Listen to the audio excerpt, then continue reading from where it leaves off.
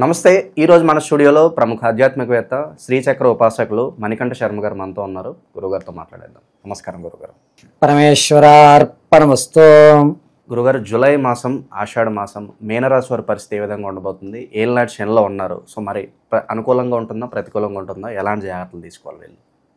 జగతం పితరం వందే పార్వతే పరమేశ్వరం. ఈశ్వరానుగ్రహడాక్షసిత్యర్థం. మీనరాశి వారికి జూలై నెలలో అనగా పూర్వాభాద్ర 4వ పాదము, అదేవిధంగా ఉత్తరాభాద్ర 4 పాదాలు, రేవతి నక్షత్ర 4 పాదాల వారు కూడా మీనరాశిలోకి ఇచ్చేస్తారు. బేసిక్గా చెప్పుకోవాలంటే మీనరాశి వారి లక్షణం ఎలా ఉంటుంది అంటే తన అనుకున్నదే పై చేయిగా ఉంటుంది తప్ప కాంప్రమైజ్ అవ్వడం అనేటువంటిది జరగదు. రెండోది, వారు ఏ విధంగా ఎటు వెళ్ళాలో అటు వెళ్ళడానికే నిర్ణయించుకుంటారు తప్ప అటు వెళ్ళొద్దు, నువ్వు చెయ్యొద్దు అన్న పనిని వీళ్ళు కావాలని చేస్తూ ఉంటారు. మీనరాశి వారికి టార్గెట్లు అనేటువంటి రోజు మారుతాయి. మామూలుగా మనమైతే ఒక గోల్ అనేటివి పెట్టుకుంటాం. ఈ వీళ్ళకి గోల్స్ ప్రతి నెలకి ఒకటి, వారానికి ఒకటి, రోజుకి ఒకటి, అంటే చిన్న చిన్న అచీవ్మెంట్లు చేసుకుంటూ వెళ్ళేటువంటి అవకాశం మీనరాశి వారికి సుధాగానే ఉంటుంది. మీనరాశి వారి శరీరం తలతలలాడుతూ సౌందర్యవంతమైనటువంటి ముఖచ్చస్సుతో నడుస్తూ ఉంటారు వీళ్ళు. మీనరాశి వారి యొక్క ఆలోచన విధానం కూడా విభిన్నంగా ఉంటుంది. ఈ విధంగా మీనరాశి వారు ఏమిటంటే తను అనుకుంటున్నటువంటిది కానీ తను చెయ్యాలనుకుంటున్నది కానీ ఎదుటి వారికి ఎక్స్ప్రెస్ చేయకుండా నడుస్తూ ఉంటుంది.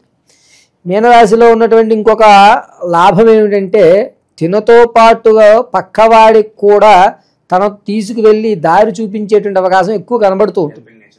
వీరిని నమ్మి మనం గుడ్డిగా ఫాలో అయిపోవచ్చు. ఇక జూలై నెలలో మీనరాశి వారి ఫలితాలకు వస్తే ఆనందకేళి వివాహితాలతో అన్నిట్లోనూ కూడా వీళ్ళు ప్రాధాన్యత పంచుకుంటారు. ఏ ఫంక్షన్లో అయినా సరే వీళ్ళకి పెద్దపీట వేయడం అనేటువంటిది ఈ నెలలో జరుగుతుంది. అంతేకాకుండా రాజకీయ నాయకులు ఎవరైతే ఉన్నారో వారి మాట తగ్గుతుంది.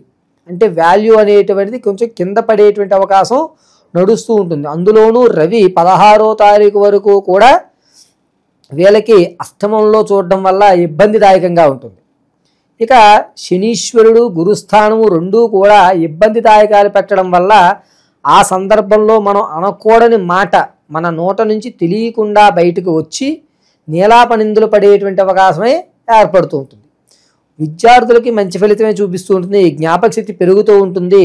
అంతేకాకుండా విద్యార్థులు తమ అనుకున్నటువంటి కార్యక్రమాలన్నింటిలోనూ కూడా మంచిగా పాల్గొని వారి యొక్క ఉత్తీర్ణత కూడా పెంచుకుంటారు. అంటే జ్ఞాపక శక్తిని పెంచుకునేటువంటి అవకాశం ఈ నెలలో కనబడుతూ ఉంటుంది.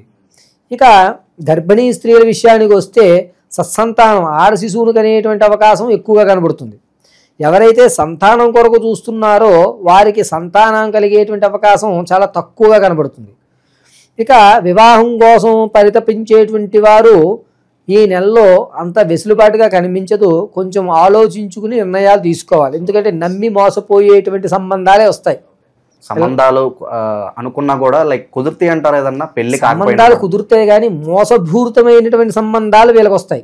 అంటే ఏంటంటే 3 ఎకరాల పొలం ఉంది, 15 బిల్డింగులు ఉన్నాయి, ఈ విధంగా చెప్తూ ఉంటారు. 2 బిల్డింగులు ఉన్నాయి, 1 కార్లు ఉన్నాయి చెప్తే ఇంతకీ అక్కడ చూస్తే ఏమి ఉండదు.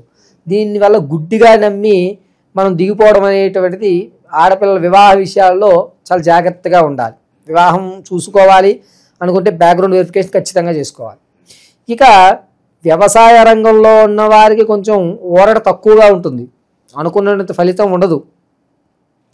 ఎవరైతే బిజినెస్ల్లో స్టాక్ మార్కెట్లో పెడుతుంటారో వారికి కొంచెం లాభదాయకం కనబడుతుంది.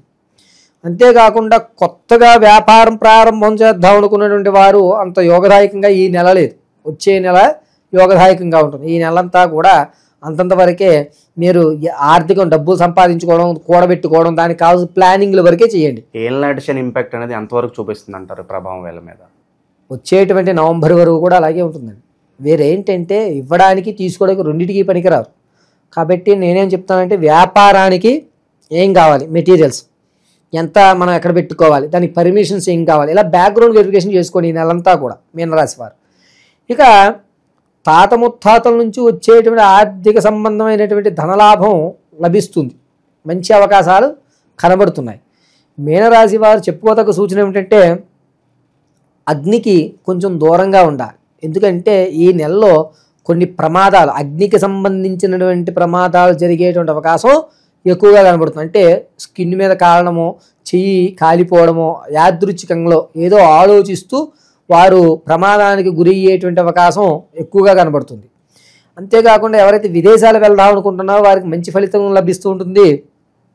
విదేశాలకి శ్రీకారం చుట్టుకోండి, దాంట్లో ఏ విధమైనటువంటి తప్పిదము ఉండదు. ఇంకా భూమికి సంబంధించిన విషయాల్లో ఏదైనా జాగ్రత్తలు తీసుకోవాల్సిన అవసరం భూమి అనేటువంటిది ఈ నెలలో మీనరాశి వారికి కలిసి రాదు. కావున ఎంత మీరు జాగ్రత్త తీసుకున్నా కూడా గోతులో పడినట్టే. కాబట్టి ఈ నెలలో ఎటువంటి భూ సంబంధితమైన వ్యవస్థలు చేపట్టకండి. ఇక ఆకస్మికంగా ఇంతకుముందు ఎప్పుడో ఎక్కడో పెట్టి మర్చిపోయినటువంటి వస్తువులు ఉంటాయి చూశారు, అవి కనబడతాయి. మనం కొన్ని సందర్భంలో కొన్ని వస్తువులు మన కళ్ళ ముందే ఉన్నా కనబడవు. అవి ఈ నెలలో ఖచ్చితంగా దొరికేటువంటి అవకాశం. ఇది ఎప్పుడో మర్చిపోయాను కదా, పానీ దొరికింది, ఇది నా కష్టాజీతం అని తనలో తాను ఆనందపడేటువంటి అవకాశం నడుస్తూ ఉంటుంది. ఇక ఎవరైతే ప్రమోషన్ల గురించి కానీ లేదా ఉద్యోగ ప్రయత్నాల్లో ఉన్నవారికి ఉన్నతంగా ఉద్యోగం వచ్చేటువంటి అవకాశం 98% కనబడుతుంది. అంటే దారులన్నీ కూడా తెరుచుకుంటాయి. ఆల్రెడీ చేతిలో ఉద్యోగం ఉన్న వాళ్ళు వేరే ఆఫర్ వస్తే కనుక మారాలా వద్దని ఆలోచిస్తూ ఉంటారు కదా. ఖచ్చితంగా మారండి. ఇది గోల్డెన్ ఛాన్స్ అనే చెప్పుకోవచ్చు.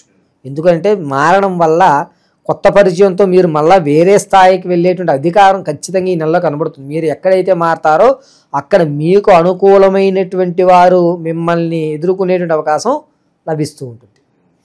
ఇక మీనరాశి వారు వచ్చేసరికి నిత్యము కూడా శివారాధన చాలా మంచిది.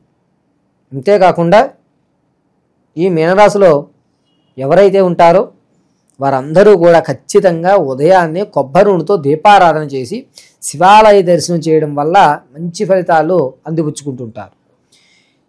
మీనరాశిలో వారికి ఈ నెలలో జరిగేటువంటి ఒక విషయం ఏమిటంటే కొత్త పరిచయం ఏర్పడము అనేటువంటి జరిగి దానివల్ల ఆనంద కార్యక్రమాల్లో ఎక్కువగా పాలు పంచుకునేటువంటి అవకాశం లభిస్తూ ఉంటుంది.